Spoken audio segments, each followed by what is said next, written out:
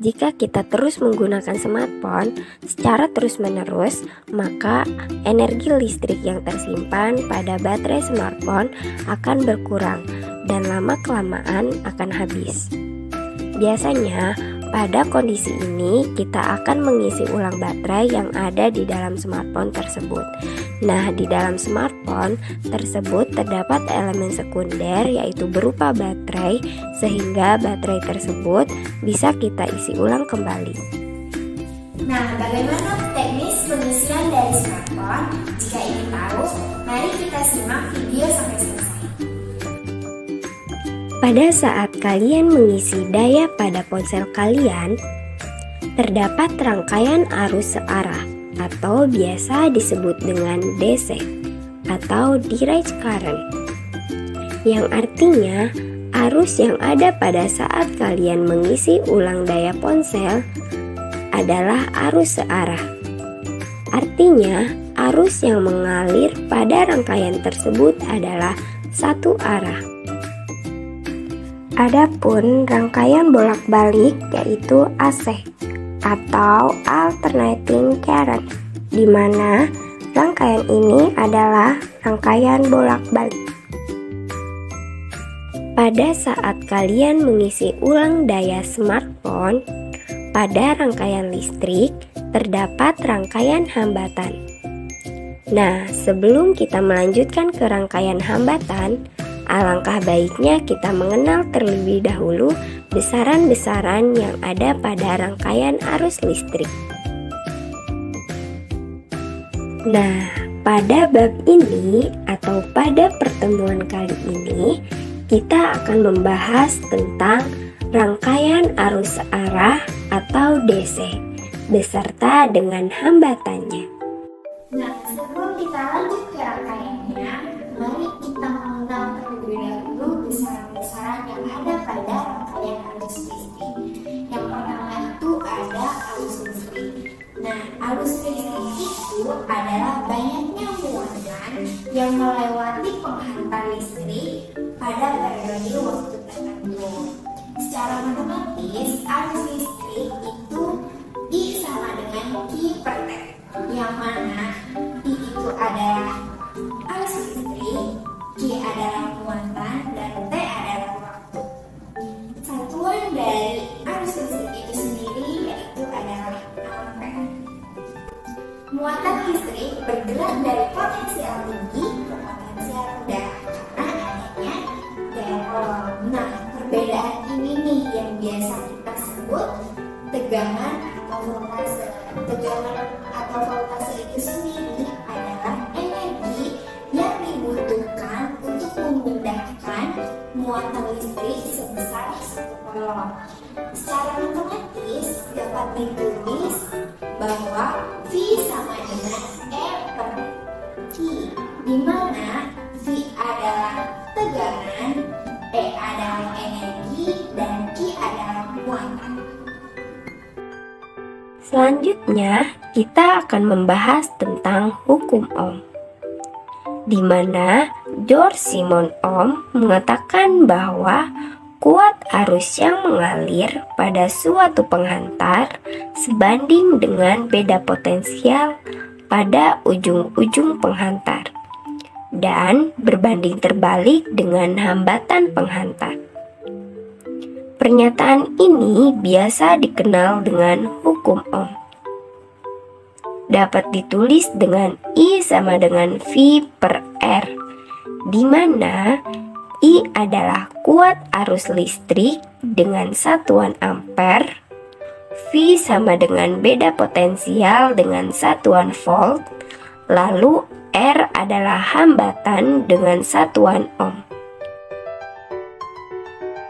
Dapat dinyatakan bahwa I adalah sama besar dengan V atau I adalah sebanding dengan V dan berbanding terbalik dengan R, di mana semakin besar R maka semakin kecil I-nya. Jadi fungsi R yang ada pada rangkaian arus listrik adalah untuk menghambat arus listrik itu sendiri.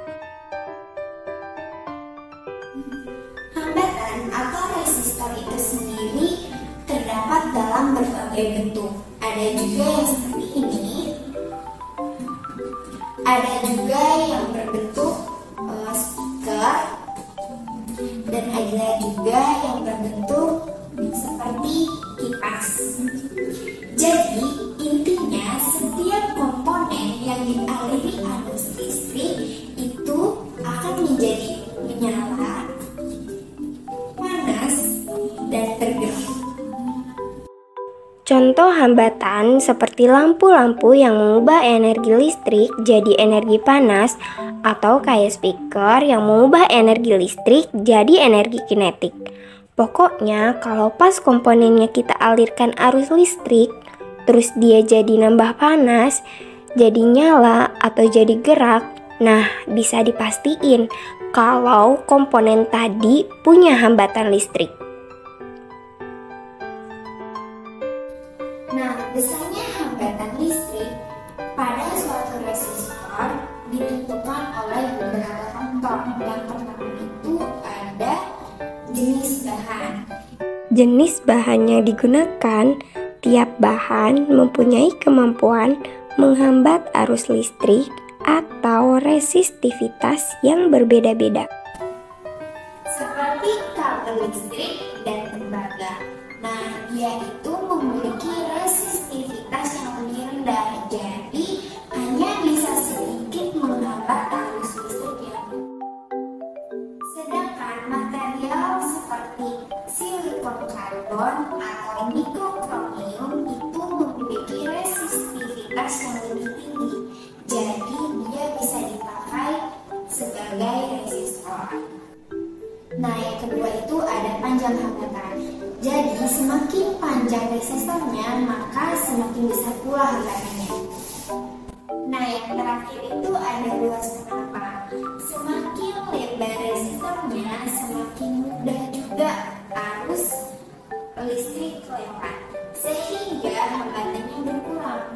Secara matematis nih ya teman-teman, suatu resistor bisa dinyatakan dengan persamaan R sama dengan Rho R per A.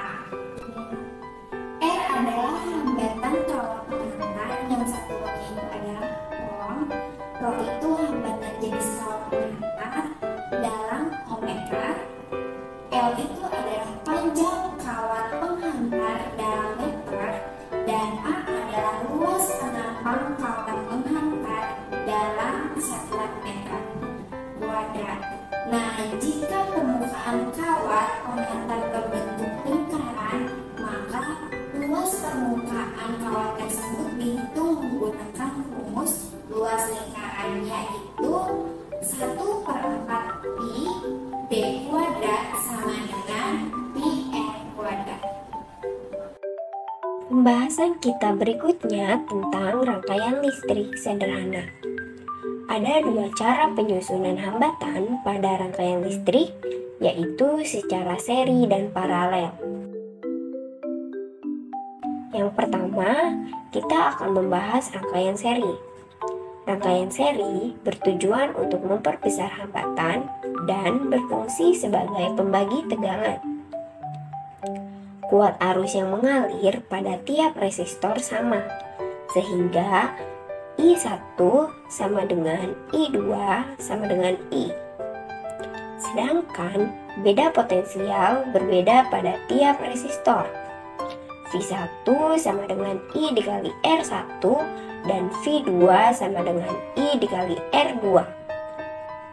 Di mana besarnya jumlah beda potensial semua resistor sama dengan beda potensial sumber. Hambatan pengganti seri sama dengan jumlah semua hambatan pada rangkaian. R total sama dengan R1 ditambah R2 dan seterusnya. Yang kedua, rangkaian paralel. Rangkaian paralel bertujuan untuk memperkecil hambatan dan berfungsi sebagai pembagi arus. Kuat arus yang mengalir berbeda pada setiap resistor. I adalah kuat arus total yang nilainya sama dengan penjumlahan kuat arus pada masing-masing resistor. Beda potensial sama pada setiap resistor. Sama dengan V1 sama dengan V2 sama dengan V. Hambatan pengganti pada rangkaian paralel dihitung dengan rumus I per R total ditambah I per R1 ditambah I per R2 dan seterusnya. Jadi, pada video kali ini kita sudah belajar tentang besaran pada rangkaian listrik searah, di mana I sama dengan Q per T dan V sama dengan E per Q. Hukum Ohm I sama dengan V per R. Bentuk-bentuk rangkaian listrik sederhana secara rangkaian seri dan paralel. Semoga sekarang teman-teman bisa lebih paham ya tentang rangkaian listrik searah. Nah, sampai di sini pembahasan kita tentang rangkaian listrik searah. Jangan lupa nonton terus video-video terbaru di channel kita ya. Sampai jumpa di video selanjutnya.